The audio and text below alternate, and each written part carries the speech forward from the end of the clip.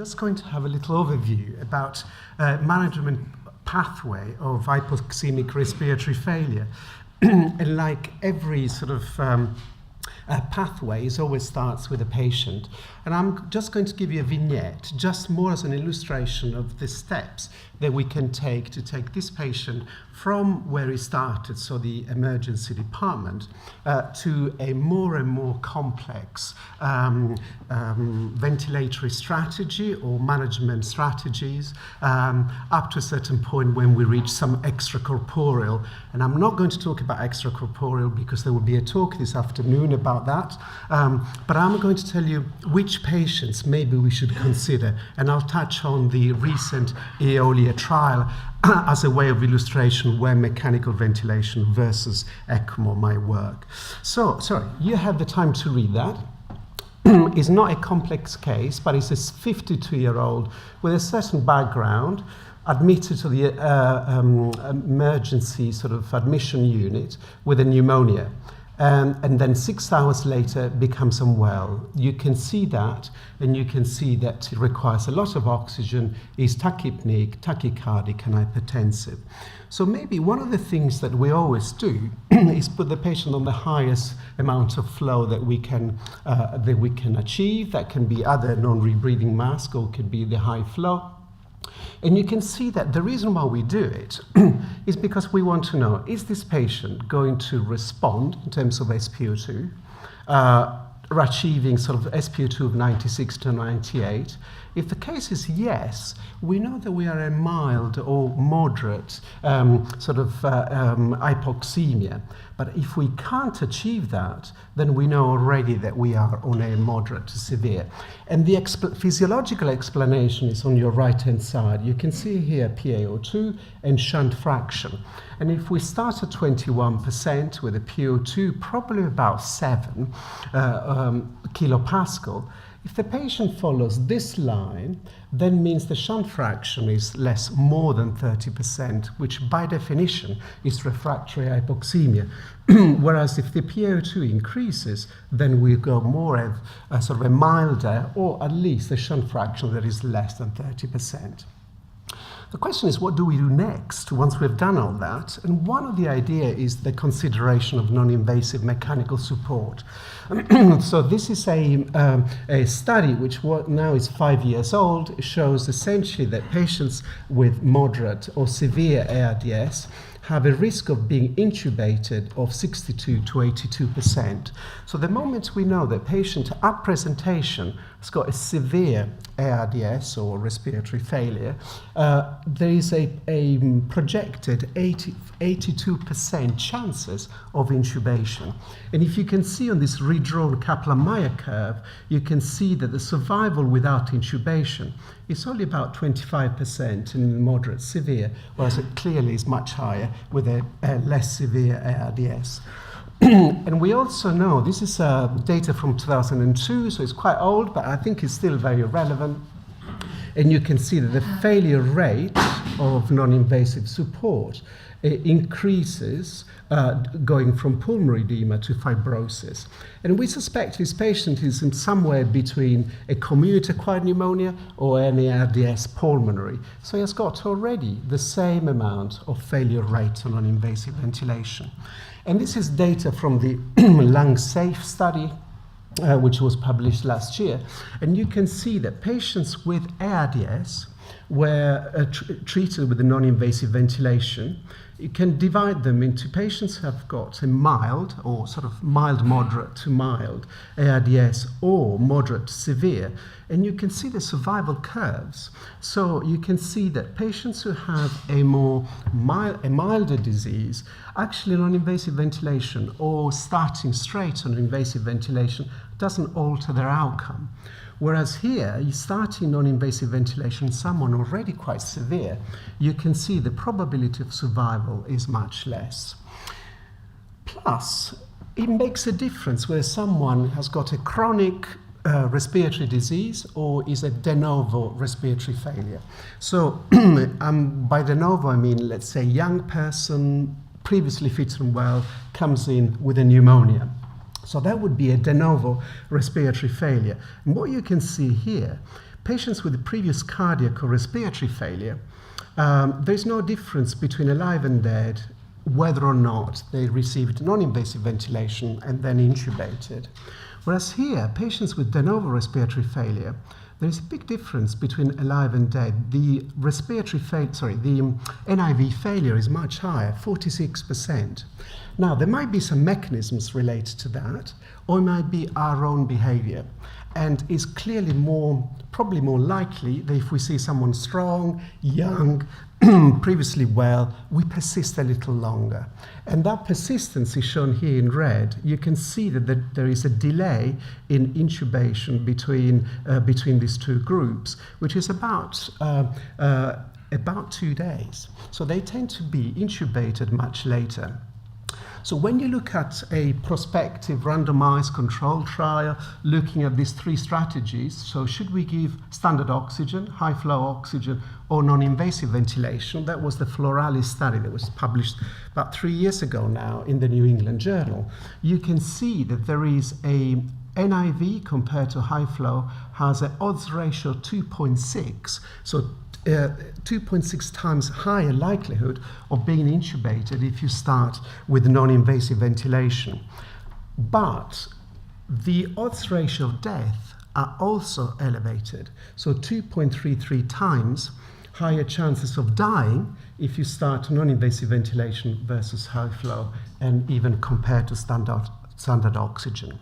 Now, I'm not going to dwell on this busy slide, but just to say that our patient who was immunocompromised had steroids, was rheumatoid arthritis as a background, and you can see even in the immunocompromised, high flow is better than an IV.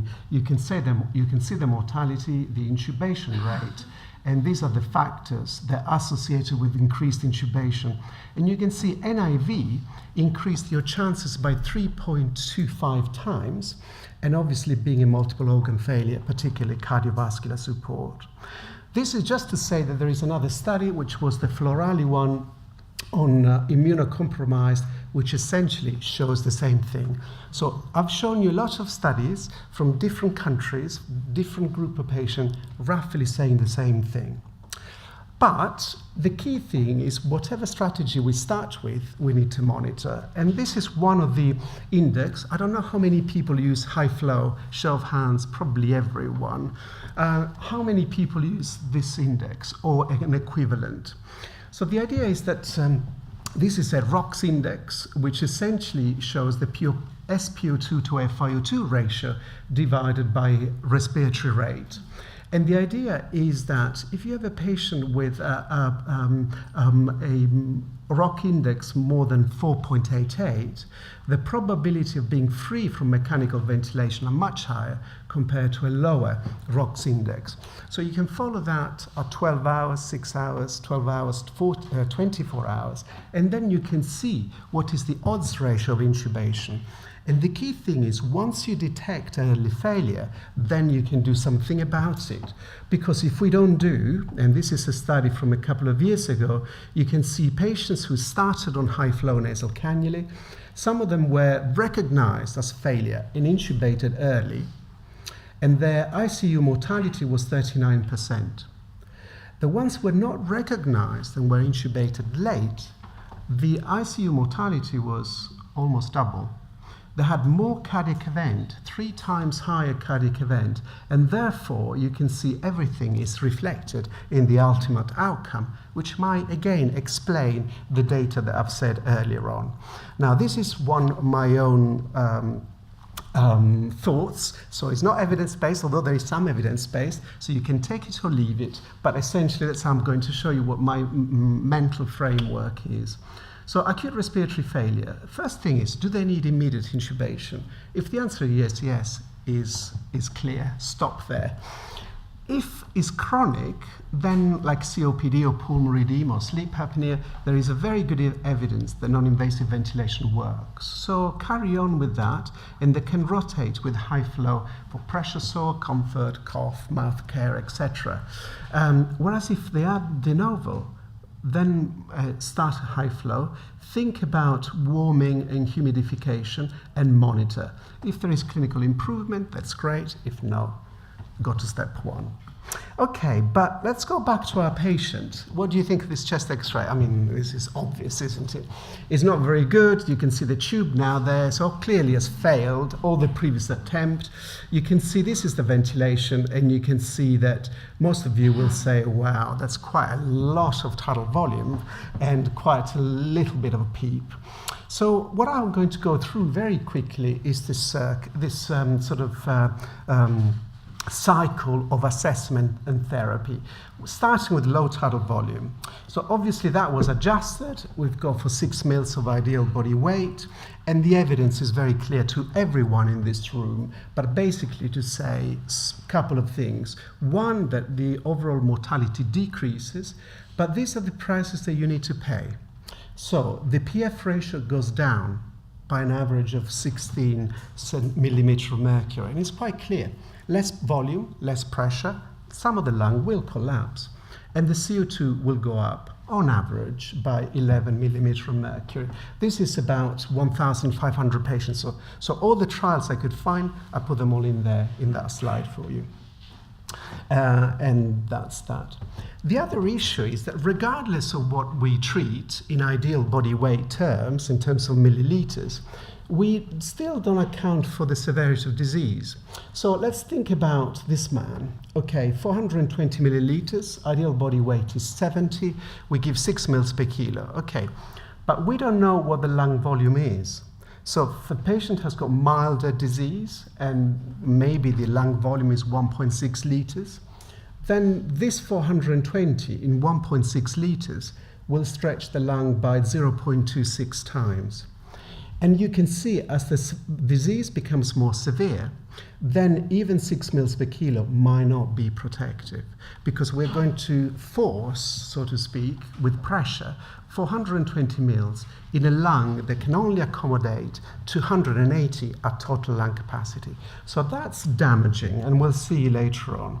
So there are different ways to calculate the size of the lung, but I'm not going to dwell on it, apart from the fact that maybe there is one bedside test that we can do, and that was published a couple of years ago. So if you can see there, pressure and flow.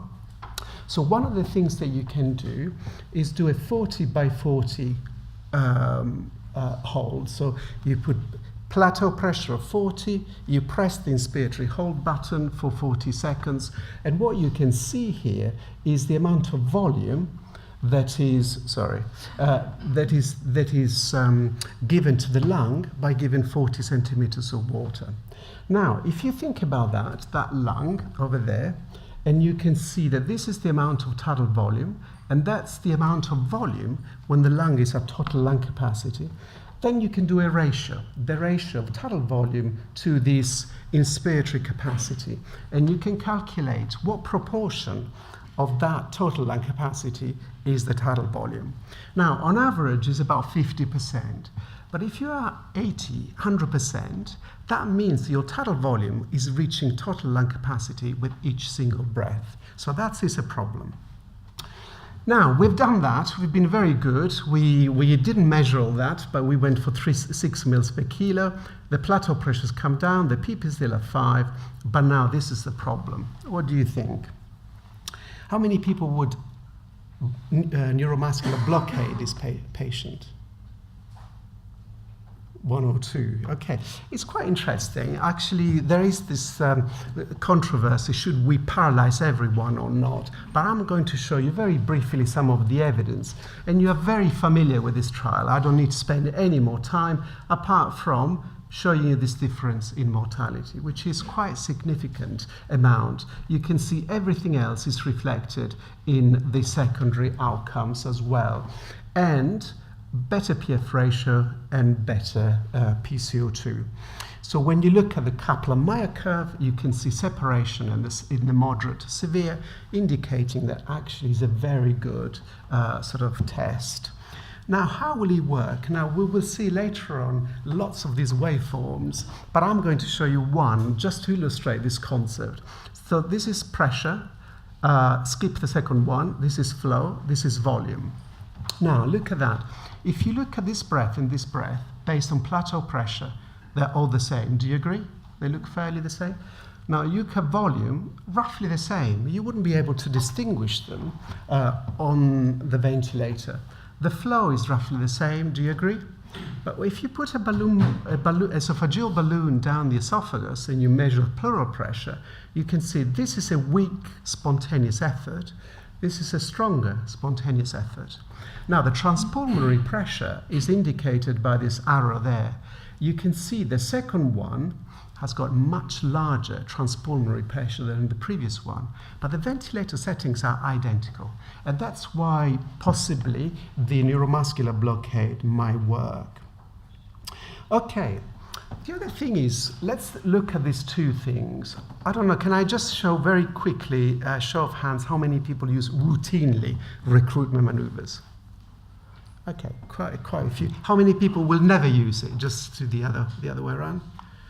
How many people do just when required? Seems to be the idea. But I'm going to present you some, let's see what the idea for using PEEP and recruitment maneuver is. So first of all, let's think about ARDS. We've got a first hit, so it could be pneumonia or a secondary hit, which increases permeability, which causes edema. The lung becomes wet and increases the weight, which collapses under its own weight, so you've got some atelectasis. The lung becomes smaller, and therefore the FRC decreases. The dynamic strain, so the number of times the lung opens and closes, will be increased as well. That leads, I'll show you later on, amplification of forces, which causes the second hit, which is ventilator-induced lung injury. And this goes around and around until it creates affects outcome and mortality. And that's where PEEP and recruitment maneuver may go into. And this is data, various data. You can see that when you go from sort of mild to moderate, severe ARDS, the extravascular lung water goes up, the pulmonary vascular permeability index goes up, the lung becomes heavier, more recruitable, and therefore is more responsive to PEEP. And this is some data that I've looked into some of the appendices and supplementaries, things that you find hidden in the paper, and I've redrawn it for you. And you can see here in yellow is the lung weight, and this is the shunt fraction. You can see there is obviously a direct correlation between the heavier the lung, the greater the shunt fraction. And when you get severe, the average shunt fraction is about 40%. So what the recruitment maneuver does, it brings you from this point in your pressure volume curve with this X-ray, or CT, sorry, to total lung capacity down to a level of pressure with a greater volume. So far, so good. And when you look at the data, they'll say, well, if we apply, this is 6 trials, 1,423 patients. So when you apply the recruitment, relative risk goes down. So patients are improving. Mortality goes down, the PF ratio improves, there is no difference in barotrauma or hemodynamic compromise. So far, so good. But then we forget about this, that in trials, I mean, not in clinical practice, we are very aware of this in clinical practice, is that PEEP is not just something that does the same effect. It can either do some good, possibly, or it can do some harm. And the reason why some of the trials have been quite uncertain whether it's good or bad is this phenomenon, which is, this is a CT scan. You can see the one in purple means the lung really overdistended. So this is like volutrauma there. And the one in yellow or green is the lung that is collapsed. Now, these are not two lungs. This is the same lung at the end of expiration and at the end of inspiration. So you can see how it cycles from one state to the next, one state to the next. But you can see the lung is not homogeneous. It's completely heterogeneous. And you can see from this CT study here that patients with mild or severe have got different level of heterogeneity. And the one with more severe lung injury, can you see all these circles here? These are areas of heterogeneity. But why do we worry about that? We worry about this for this reason. So when you put your tidal volume into a lung, you assume the lung is completely homogeneous. So you give 420, 420 will be distributed everywhere in the same way. But we know it's not true, because we've got some areas where they've got normal. So let's say the tidal volume to FRC is favorable. There are others that even sort of one little drop will achieve total lung capacity. And there are others that even 1 milliliter will bring to microtrauma. And that's bad. But the interesting thing is, if you think about the interface between these regions, which is the areas that are in purple or red, the pressure that you give will be multiplied by 4.6 times, or 1.9 times, or 1.6 times. What does that mean? It means that if you give 25 centimeters of water, transpulmonary pressure, let's say 30 plateau, the local pressure there in those red areas could be 116 centimeters of water. Would you say it's protective? Probably not. 47 or 40, depends on which methodology you use to calculate it. And that might lead us to reason for this trial. Sorry, where is that? The ART trial. Have you seen this ART trial, the one in JAMA? So what they did, they took 1,010 patients, they randomized it to a lung recruitment maneuver plus high PEEP versus low PEEP, and I put that in inverted comma, and we'll talk later on why I put that in quotation marks, and using the ARDS-net low FiO2 PEEP ratio. And they use this maneuver here. Are you ready? Just wear seat belts, because this is quite important. So they use the stepwise going up and down, where the PEEP was 45 and the peak pressure was 60. So that's some G-force. So maintaining the delta pressure of 15. So they went up and down, up again, and they found the optimal PEEP. Now, what do you think happened there? Well, you know what happened because you've read the trial, but just to show you, when you look at the high PEEP recruitment versus low PEEP, that's the difference in mortality. So there was 20% more likely to die if they had these aggressive maneuvers. So how can we put that together? So we went back to 1975, where the concept of best PEEP was found. And you can see, this I think is quite interesting. So one is this, that when you increase the PEEP, the best PEEP will depend on your size of the lung volume. So the higher the volume, the larger the lung, the less PEEP you need. And the smaller the lung, the more PEEP you need. We know that from the severity. But look at that. As you increase your PEEP or decrease your PEEP, your compliance goes up and then goes down again. Your PO2 continues to go up. It's interesting. And your DO2 goes up and down. So what happens here is the cardiac output is going to be affected. So you drop the cardiac output. Because you drop the cardiac output, the shunt fraction goes down because there's less blood going to the shunted area.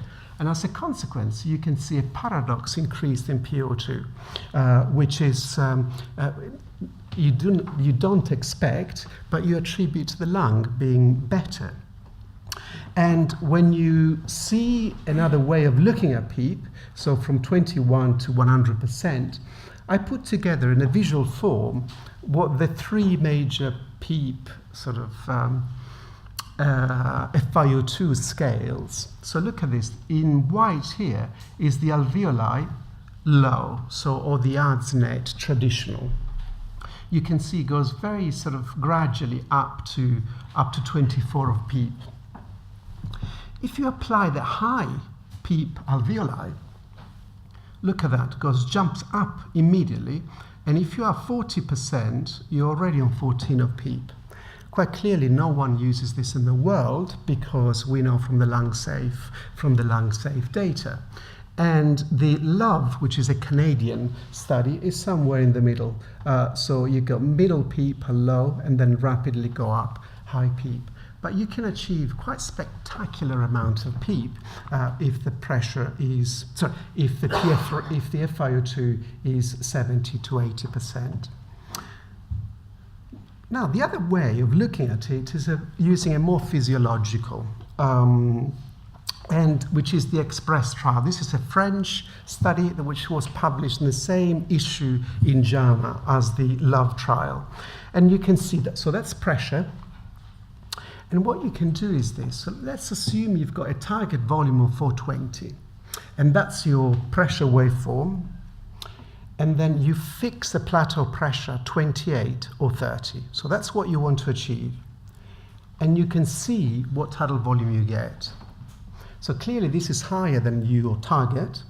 So what you want to do is increase your PEEP until your tidal volume is what your target is, maintaining the same plateau pressure. So different way of calculating PEEP, different ways of doing your PEEP to FiO2 ratio. Does it make a difference?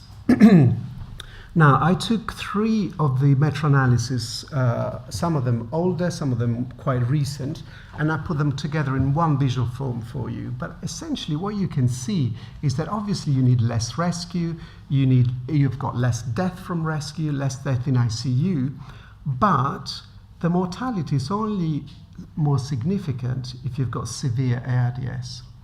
Overall makes no difference. But why does it make no difference overall? And I think this is a recent study. This was a few months ago. You can see, you can change the PEEP and you look at the change in PF ratio. And you can see that some patients go up in the PF ratio, some patients go down in the PF ratio. So clearly, if you randomize this patient and this patient to a high PEEP strategy, this patient maybe will be harmed and this patient will benefit.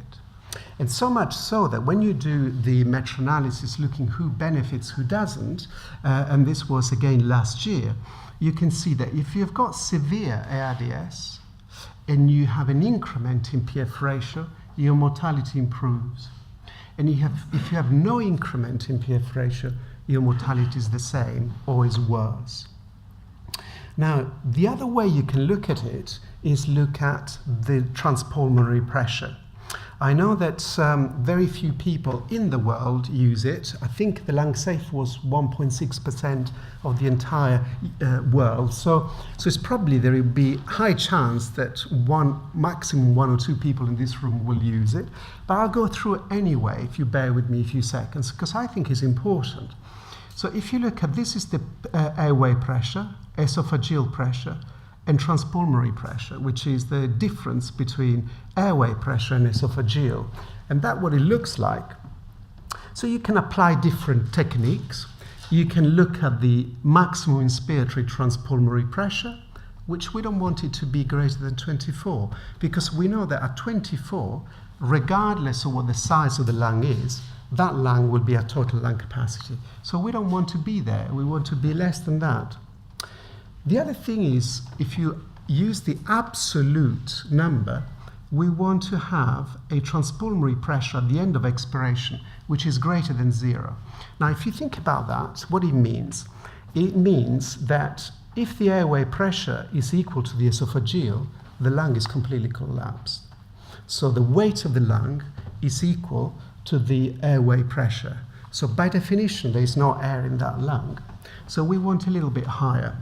And you can see that the other thing we can look at is the delta pressure, that we want it to be about 11, 12.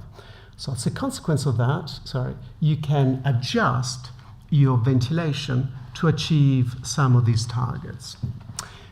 And the importance of the esophageal is particularly in patients with a stiff chest wall. So this is recent in super obese and super obese. And you can see that if you have a BMI that is greater than 30, clearly you benefit from higher PEEP. And for patients with the chest wall that is very compliant, probably giving too much PEEP will be deleterious because everything is transmitted to the lungs. And you can see that, that's a bit my redrawing of it, but it's fairly accurate. You can see that as you increase the BMI, the chances of death goes down with a higher PEEP.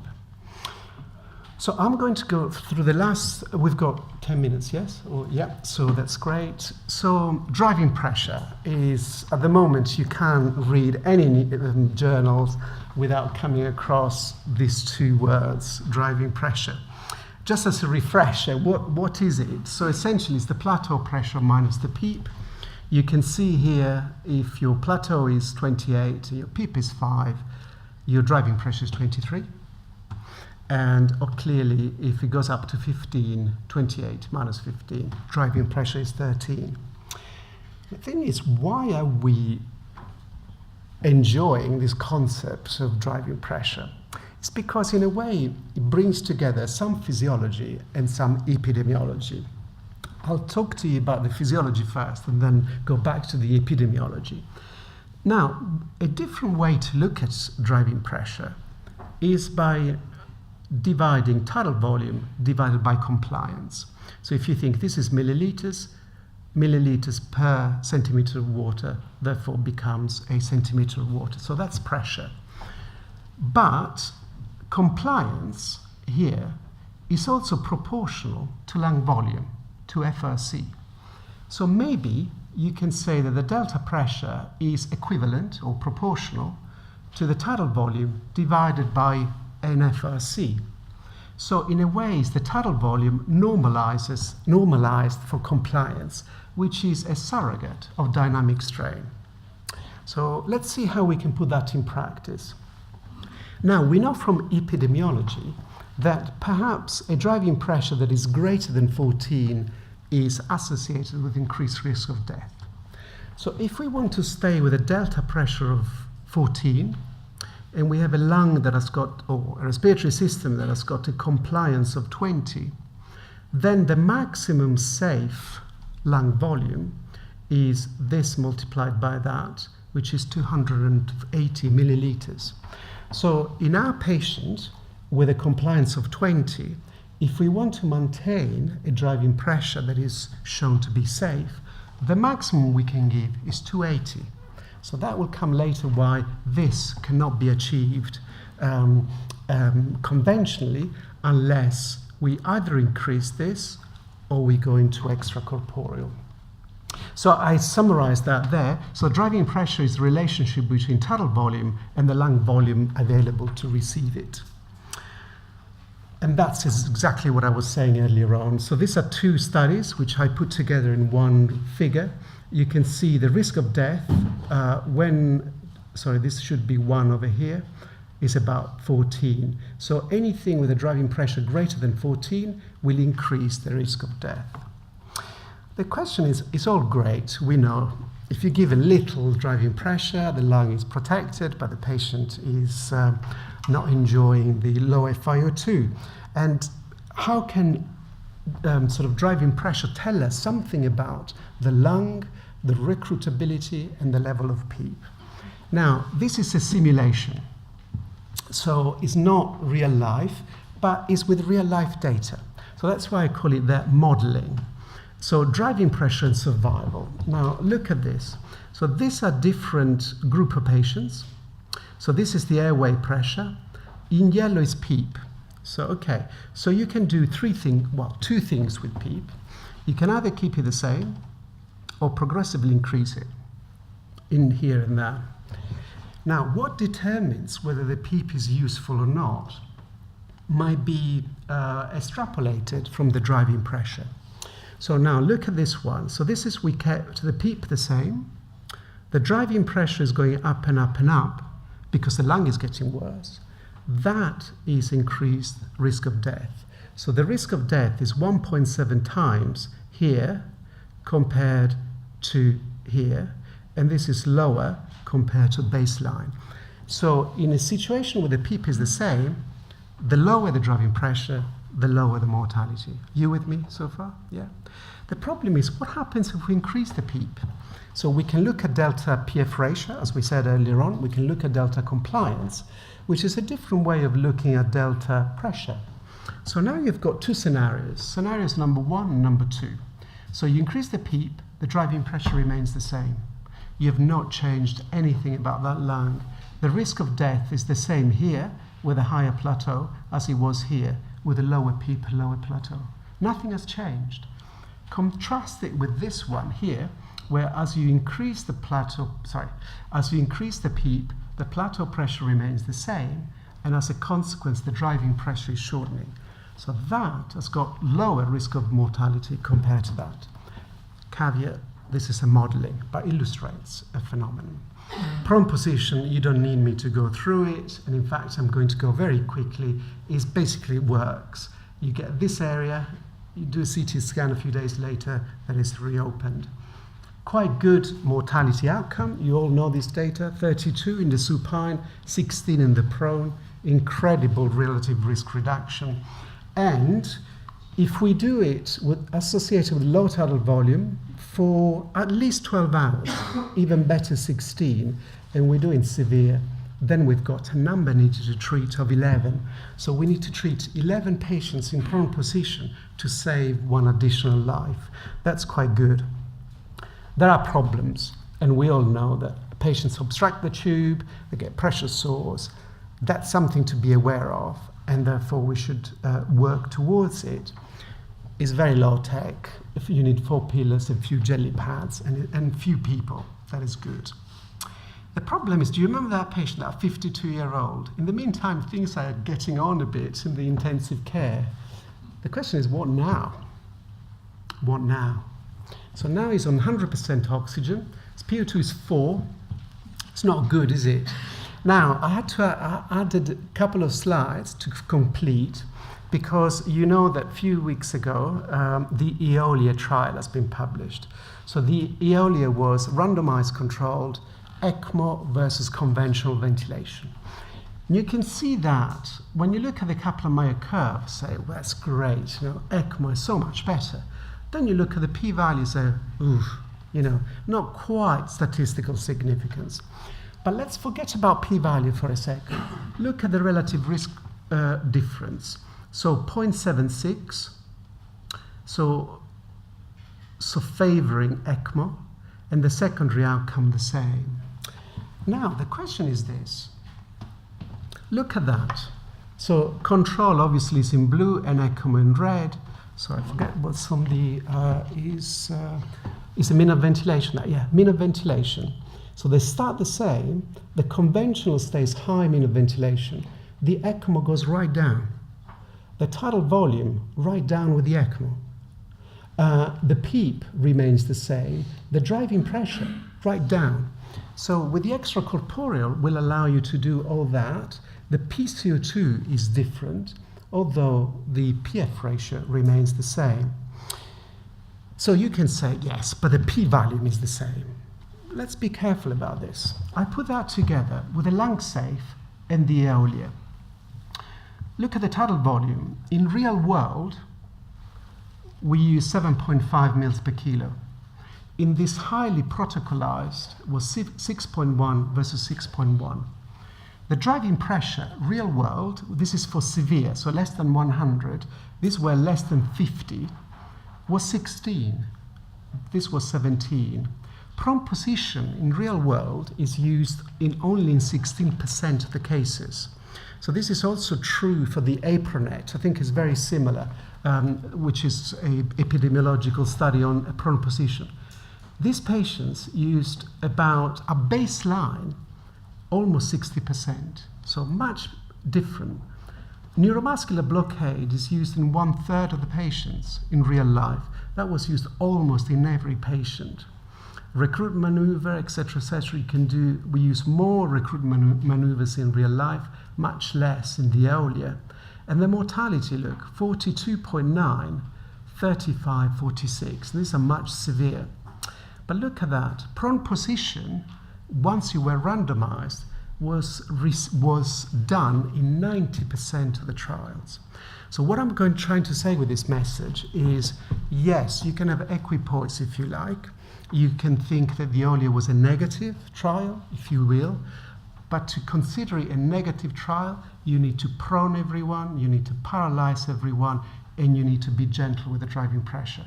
Provided you do that, then you can compare real life with the EOLIA. That was one point. But the point is, the patients who do go on ECMO, they do quite well.